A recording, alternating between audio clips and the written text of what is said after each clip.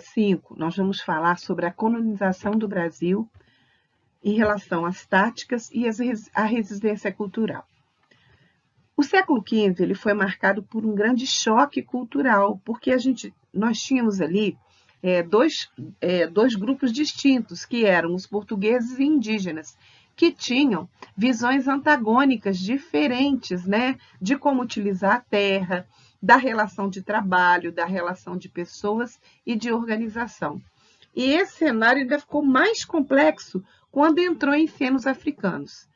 E apesar da violência a qual indígenas e africanos foram historicamente submetidos, né, e a gente sabe isso quando a gente estuda a história do Brasil, eles conseguiram, de alguma forma, burlar as regras estabelecidas pelos europeus, né, principalmente portugueses e espanhóis, mesclando a sua cultura à cultura desses, e tornando o Brasil esse país plural e diverso, como a gente tem hoje. Bom, aqui a gente traz o processo de conquista e colonização, né? A expansão ultramarina, que é além-mar, né? Iniciada no século XV pelos reinos ibéricos dos portugueses e da Espanha, e posteriormente difundida para outras nações europeias. Os objetivos coloniais, que eram a expansão territorial e a conquista de novos mercados consumidores, obtenção de recursos naturais, né? Quer dizer, essa extração, essa exploração da terra e a eliminação de todos aqueles que não quisessem concordar com isso. A questão do choque cultural, porque você tinha visões muito antagônicas que dificilmente poderiam conviver juntas, como a gente falou anteriormente, né? A visão europeia, a visão dos negros, né, da África, a visão dos indígenas, que eram questões, né, eram visões muito antagônicas em relação a tudo isso. E a resistência cultural, que foi a criação de táticas de resistência e sobrevivência, que a gente pode dizer que a gente tem até hoje, em relação às características culturais dos indígenas e dos africanos. Aqui a gente traz um pouquinho da arte de fazer de uma figura muito importante nesse processo, que é o Michel de Certeau. Ele dizia que a estratégia era um modelo dominante criado pelos grupos sociais que ocupam o topo da sociedade, servindo como padrão a ser seguido, né? Que essa hegemonia dos povos mais, vamos dizer assim, ditos mais poderosos e importantes. As táticas eram ações criadas intencionalmente pelos grupos dominados para burlar a ordem existente, né? Então, de alguma maneira, foram o que os indígenas e os negros fizeram, enfrentando o padrão vigente sem comprometer sua existência. A resistência cotidiana, que os indivíduos inventam seu cotidiano, criando de maneira sutil diversas táticas de resistência e sobrevivência, alterando códigos e objetos em seu benefício. O Michel Certeau, ele foi um francês, né, nascido em 1925, e a sua formação estava na área de humanas, história, teologia, filosofia.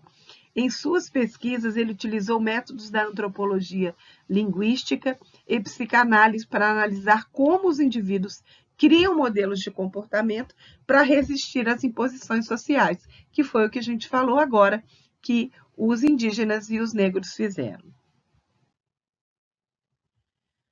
Os indígenas, sob o olhar do europeu, o que eram esses indígenas? Percepção das diferenças. Europeus notaram diferenças na organização social, na língua, nos costumes dos povos indígenas.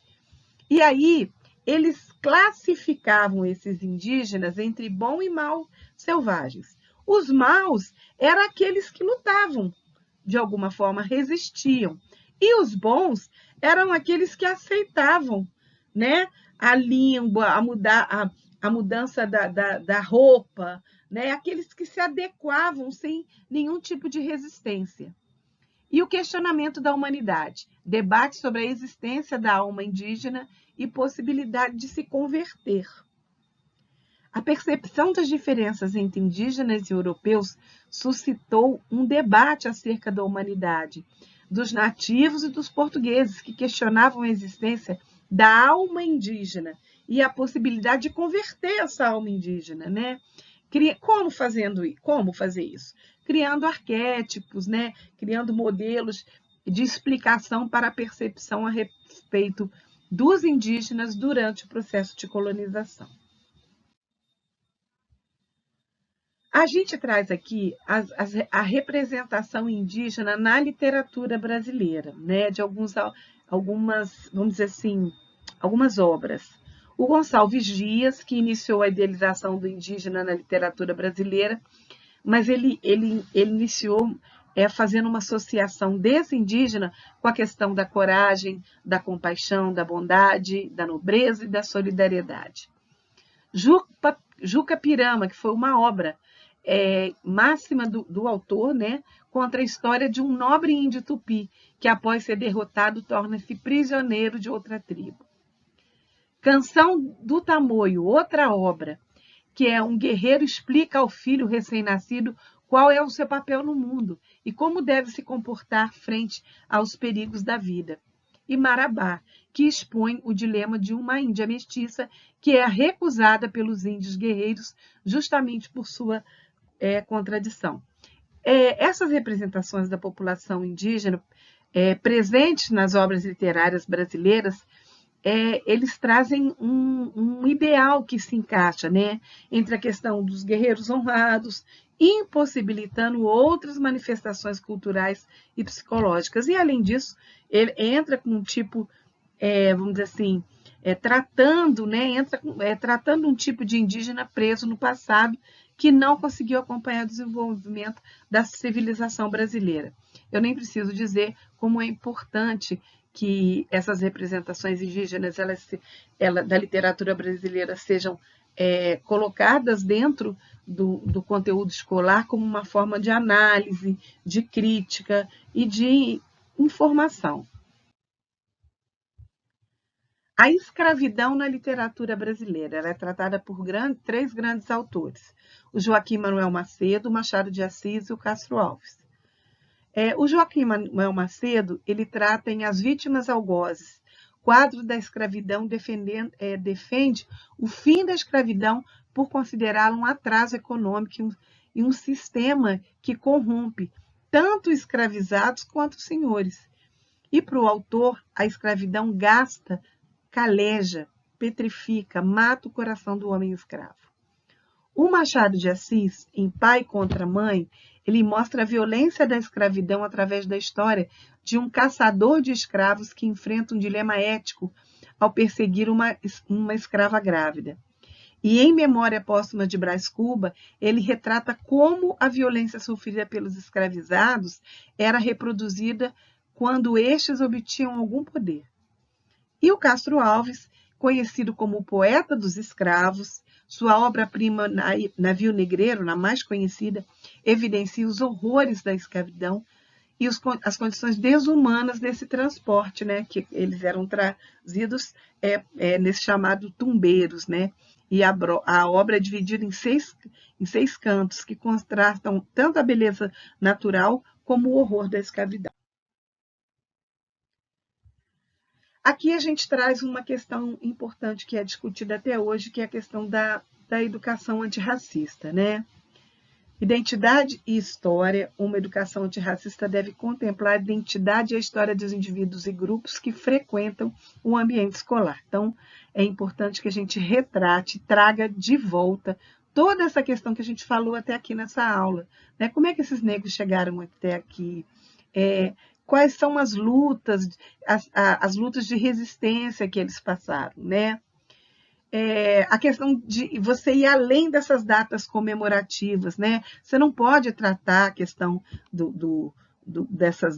dessa questão do racismo só em datas pontuais, como a questão do 19 de abril, ou do 13 de maio, ou de 20 de novembro, né, que agora é feriado nacional, para evitar você ter esses estereótipos. Mas é uma discussão, na verdade, gente, é um tema transversal que precisa ser trabalhado ao longo da escolaridade. A reestruturação escolar, que a escola deve repensar a sua estrutura, ampliando a definição de currículo, avaliação, material didático, né, que a gente fala muito dessa questão do livro didático, e como todas essas questões, até a questão do negro vamos dizer, é descrito, né, é abordado nos livros. E a legislação, que avançou muito, possibilitando a materialização de um amparo legal que diminua ou iniba a prática de racismo.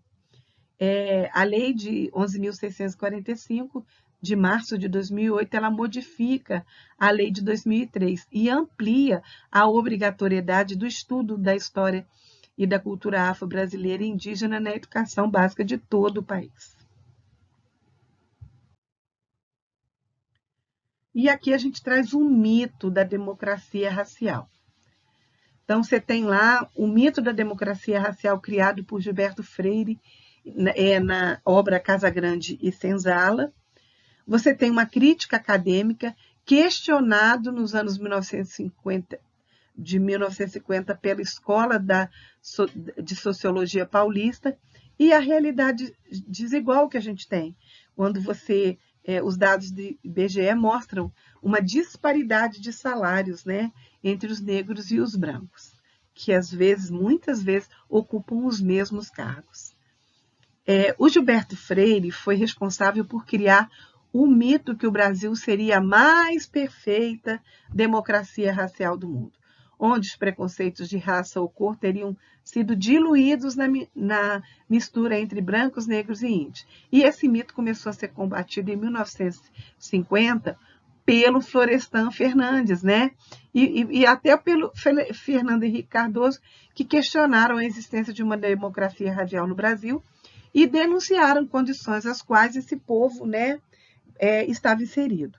A negação do racismo no Brasil reforça a ideia que no país as condições de vida e as oportunidades são iguais para todos, né?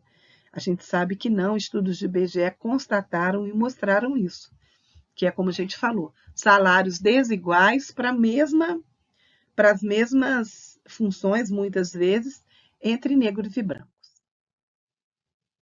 Aqui a gente traz algumas manifestações culturais de resistência, né? Então, ao longo da história, negros e indígenas, eles criaram diversas táticas para burlar. Essas astúcias se materializaram em diversos aspectos da vida cotidiana, incluindo tanto a questão religiosa, na esfera religiosa, a criação de práticas religiosas de negros e pardos, onde onde divindades e orixás africanos foram assimilados ao culto dos santos católicos. No campo cultural, destaca-se a capoeira, inicialmente, era proibida, né, inicialmente, e posteriormente foi reconhecida como patrimônio histórico nacional. Os aspectos linguísticos também foram afetados com o desenvolvimento de uma nova linguagem mais branda, e as religiões de matriz africana se materializaram como prática de fé, incluindo as Irmandades Negro, Umbanda, Candomblé, culto dos orixás, tambor de matriz africana, angolana, etc. E hoje a gente tem essa questão da continuação da luta de negros e indígenas no Brasil. A questão da educação antirracista, onde a postura do professor é fundamental, porque ele dá vida a esse currículo e a essa proposta. A luta por terras, né? Comunidades tradicionais indígenas e quilombolas lutam para a posse e manutenção de suas terras. E a preservação cultural, que é a manutenção de tradições e práticas culturais como forma de resistência. Então, você tem lá a resistência de índios e negros, que não ficou restrita ao passado, mas você tem lutas contemporâneas hoje, né? Quando você combate, quando você discute questões relacionadas a essa luta antirracista dentro do ambiente escolar, né? E enquanto houver uma sociedade racista que busca eliminar os indivíduos que agem de modo diferente da classe dominante, essa luta vai ser necessária. Né? Muitas vezes as pessoas falam, mas por que tem luta antirracista se não tem nada em defesa do branco? Porque nunca precisou. Né? As lutas por posse e manutenção de terras, seja por comunidades indígenas ou comunidades remanescentes, refletem a disputa pelo acesso à terra no Brasil, historicamente restrito a pequenos grupos privilegiados.